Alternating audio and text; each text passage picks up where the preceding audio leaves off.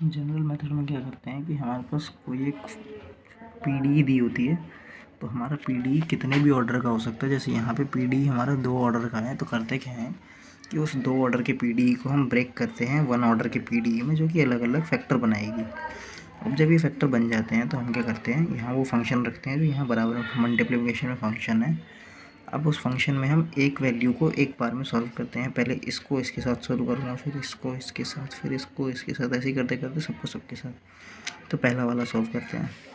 तो क्या करते क्या है, जैसे यहाँ पे d minus M D dash लिखा हुआ है, तो हम क्या करेंगे, d की जगह पे हम कोई कांस्टेंट लेंगे a, d डैश की जगह पे हम कोई वेरिएबल लेंगे x, तो y बराबर में रहेगा जैसे कि ये फंक्शन f(x) का रहे, इसलिए y है।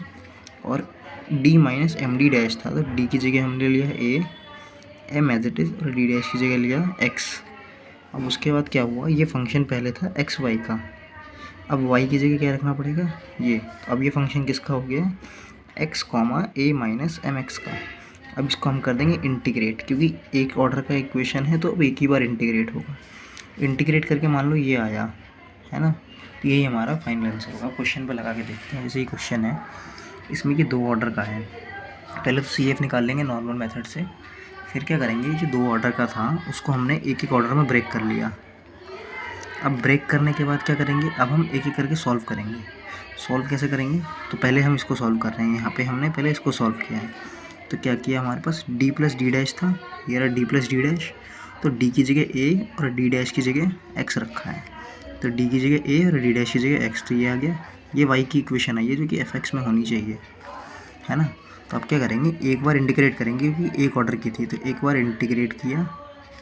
अब यहाँ पे क्या किया मैंने, मेरे पास पहले इक्वेशन थी y माइनस ए की, y माइनस 1, क्योंकि अब इसका तो काम ख़त्म हो गया ना, इसको तो चेंज कर दिया। इसको चेंज करते ही वो चीज़ बन जाएगी इंटीग्रेशन। अब यहाँ पे y तो रखना नहीं है, क्योंकि सारा काम हमको x में चाहिए। तो क्या किया, ये जितनी ये वैल्यू जो है, ये तो y की थी, तो उसकी जगह y की जगह ये रख दिया, -1 एज इट इज़ है, और e की पावर x है। अब पूरा फंक्शन x में हो गया। इसको सॉल्व कर देंगे इंटीग्रेशन लगा के। अब इंटीग्रेशन जब कर देंगे तो हमारे पास कुछ कुछ वैल्यू पुट करके, अब जैसे ये यहाँ पे वापस से यही आएगा, तो इसको वापस से y-1 ही रख लेंगे, क्योंकि ये पूरा y-1 ही था इंटीग्रेट करने के बाद। अब बच गया क्या है, ये बच गया हमारे पास। इसको भी उसी तरीके से सॉल्व करना है। करेंगे क्या, अब हम यहाँ तक पहुँचे।